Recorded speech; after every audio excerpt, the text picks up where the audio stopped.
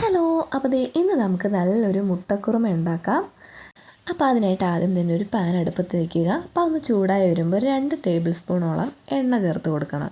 പിന്നീട് അതിലേക്ക് ഒരു 2-3 കറുവാപ്പട്ടയും 2 കഷ്ണം ഏലക്കയും 3-4 ഗ്രാമ്പൂവും കൂടെ ചേർത്തിട്ട് നന്നായിട്ടൊന്ന് മൂപ്പിച്ചെടുക്കുക.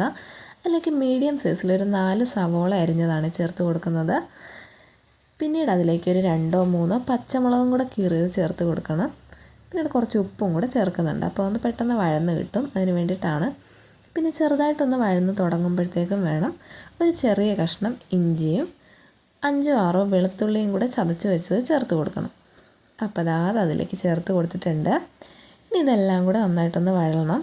അപ്പോൾ ഇത് ഒരുപാട് വഴന്ന് സാധാരണ മുട്ടക്കറിക്ക് എടുക്കുന്നത് പോലെ ബ്രൗൺ കളർ ആവേണ്ട ആവശ്യമില്ല. അപ്പോൾ ഈ ഒരു പാകത്തിന് കിട്ടിയാൽ മതി. ഇനി അതിലേക്ക് നമ്മൾ അരിഞ്ഞ് വെച്ചേക്കുന്ന ഒരു തക്കാളിയുണ്ട്. അപ്പോൾ ആ തക്കാളിയാണ് ഇനി ചേർക്കുന്നത്. അപ്പോൾ തക്കാളിയും കൂടെ ചേർത്തിട്ട് നന്നായിട്ടൊന്ന് മിക്സ് ചെയ്ത് കൊടുക്കുക.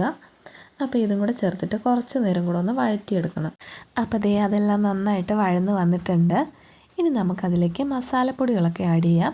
അപ്പോൾ അതിനായിട്ട് 1 ടീസ്പൂണോളം കുരുമുളക് പൊടിച്ചത് ചേർക്കുന്നുണ്ട്.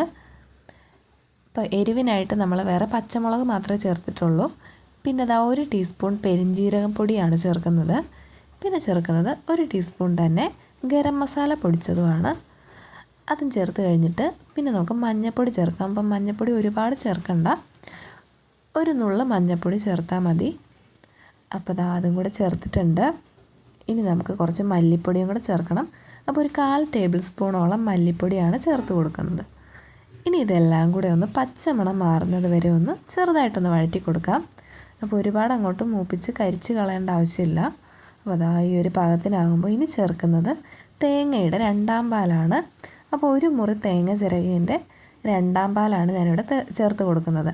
അപ്പോൾ ഇത് ചേർത്ത് ഒന്ന് നന്നായിട്ട് തിളച്ച് വരുമ്പോഴത്തേക്കും നമുക്ക് ഉപ്പും അതേപോലെ പഞ്ചസാര ചേർക്കുന്നുണ്ട്. 1 നുള്ള പഞ്ചസാരയും കൂടെ ചേർത്ത് കൊടുക്കുക. അപ്പോൾ അത് ചേർക്കുമ്പോൾ ഒരു പ്രത്യേക ടേസ്റ്റ് ആയിരിക്കും കറിക്ക്. പിന്നെ കുറച്ച് കറിവേപ്പിലയും കൂടെ ചേർക്കുന്നുണ്ട്. അപ്പോൾ ഇതെല്ലാം കൂടെ ഒന്ന് ചെറുതായിട്ട് കുറുകി വരുമ്പോൾ വേണം നമ്മുടെ തേങ്ങയുടെ 1ാം പാൽ ചേർക്കാൻ. അപ്പോൾ ഈ 1ാം പാൽ ചേർത്തതിന് ശേഷം ഇത് അധികം തിളയ്ക്കേണ്ട, ചെറുതായിട്ട് തിള വന്നാൽ മതി. അപ്പോൾ ഇത് ചേർത്തിട്ട് നന്നായിട്ട് ഒന്ന് മിക്സ് ചെയ്ത് കൊടുക്കുന്നുണ്ട്. അപ്പോൾ ഇനി വേണം നമ്മൾ പുഴുങ്ങി വെച്ചേക്കുന്ന മുട്ട ചേർക്കാനായിട്ട്. അപ്പോൾ ഞാനിവിടെ ഒരു 3 മുട്ട പുഴുങ്ങി എടുത്തിട്ടുണ്ട്. അപ്പോൾ അത് ഇതിലേക്ക് ചേർത്ത് കൊടുക്കുന്നുണ്ട്. അപ്പോൾ ഇതും കൂടെ ഇട്ടിട്ടുണ്ട്. പിന്നെ ഇതെല്ലാം കൂടെ ഒന്ന് മിക്സ് ചെയ്ത് ഒന്ന് ചെറുതായിട്ട് തിളച്ച് വന്നിട്ടുണ്ട്.